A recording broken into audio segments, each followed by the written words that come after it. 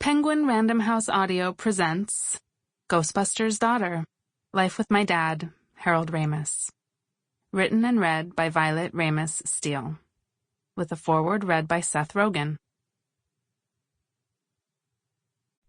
Foreword. Hi, this is Seth Rogen.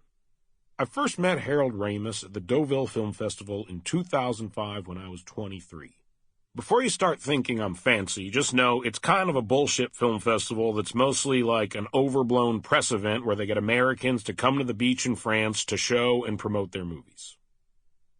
By then I had been working as an actor and writer for a while and had met a lot of famous people and entertainers I grew up loving, but Harold was the first person I met who'd made the movies and TV that my parents also loved.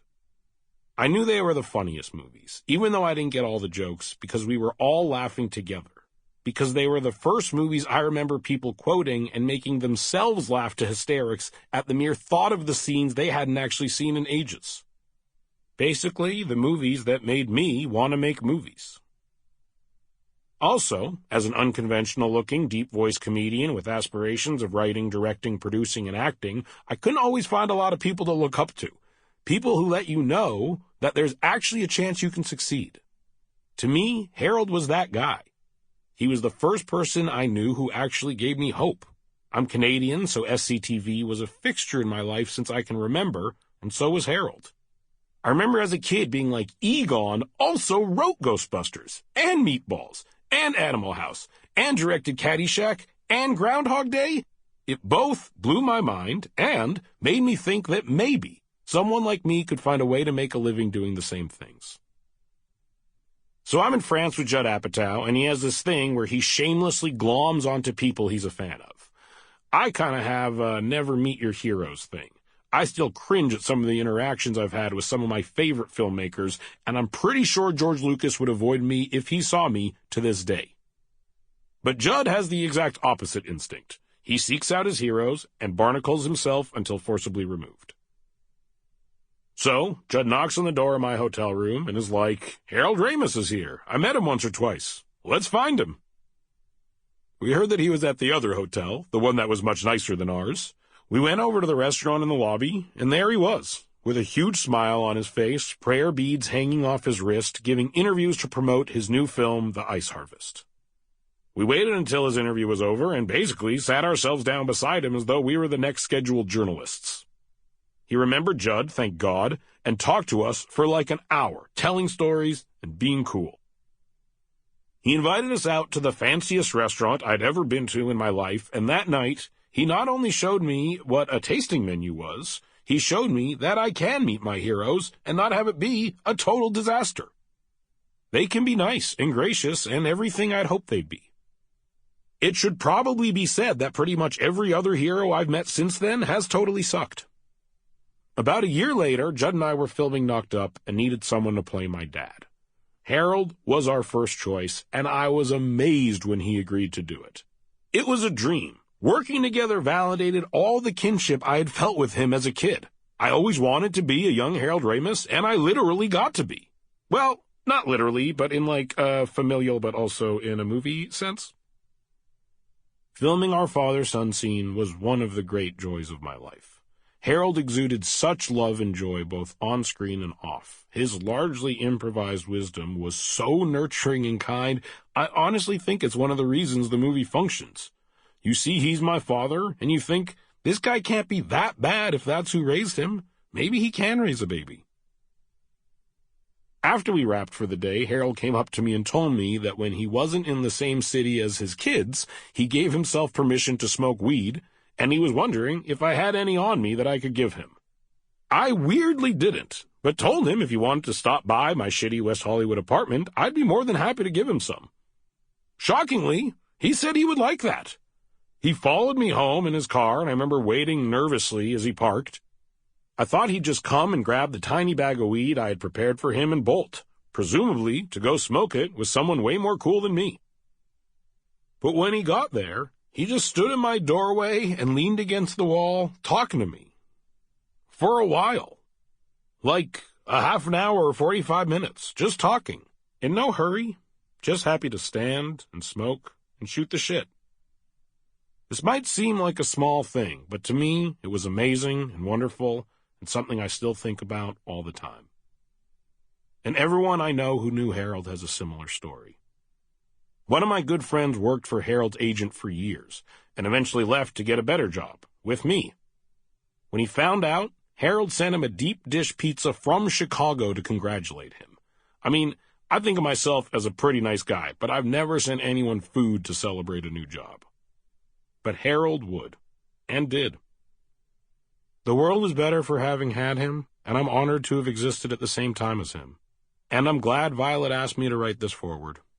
I hope it's good. Thanks. Enjoy the rest of the book. Introduction. Life is messy.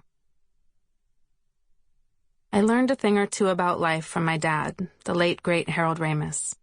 For those of you who knew him personally, I don't have to tell you what a sweet, generous, loyal, wise, supportive, and joyful person he was.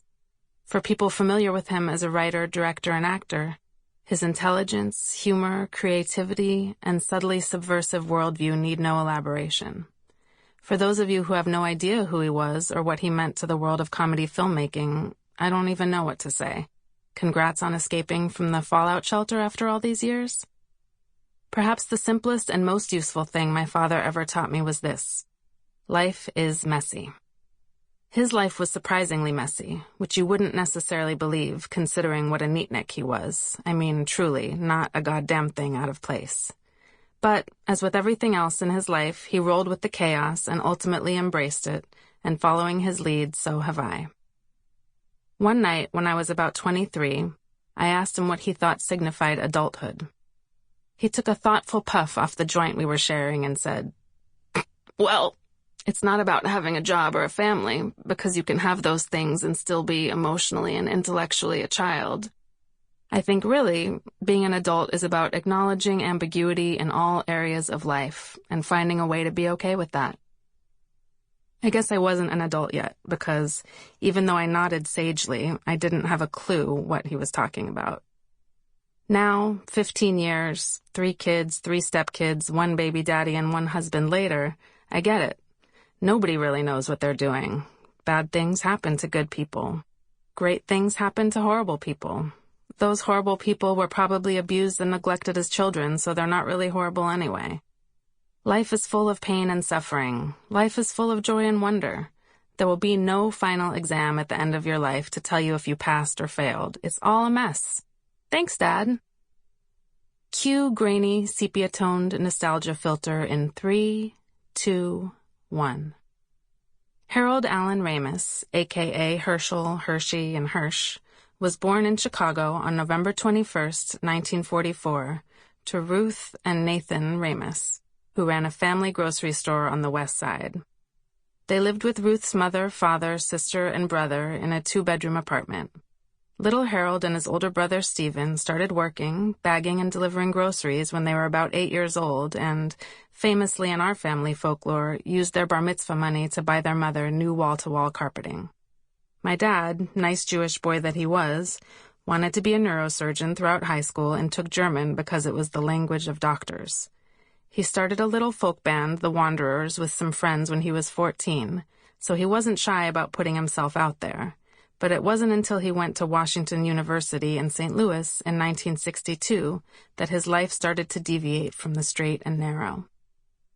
In a talk my dad gave at the Chicago Humanities Festival in 2009, he said, "I started college looking like John Kennedy and finished college looking like John Lennon, with the politics of Nikolai Lenin." At Wash U, he joined a fraternity, ZBT, got more seriously into writing and acting and drugs, and married my mom, Anne, soon after graduation. Over the years, he evolved through many phases. There was the acid-dropping, pot-smoking, world-traveling draft dodger who worked in turn as an adult psychiatric worker in a mental hospital, migrant farm worker for a week, taxi driver, and guitar-strumming idealistic inner-city substitute teacher. There was the ambitious young journalist by day, improv theater nerd by night, who became a Hollywood wunderkind and ultimately a founding father of modern comedy. There was the eager young husband and doting father who stuck it out for almost 20 years, but who eventually realized he wanted a different life, and so... Sample complete. Ready to continue?